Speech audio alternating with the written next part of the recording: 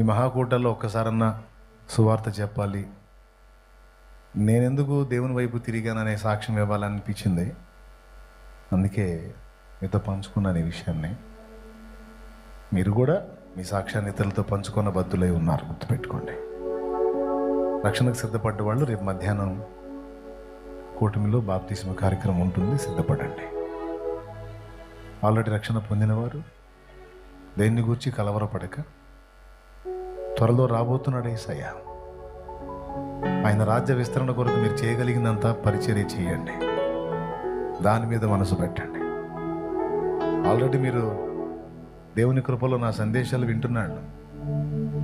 ఆయా ప్రాంతాల్లో ఉన్న ఉపదేశాలు విని ఉన్నవాళ్లే, కొత్త వాళ్ళైతే కాదు. కాబట్టే వచ్చారు, ఆయనకే మహిమ.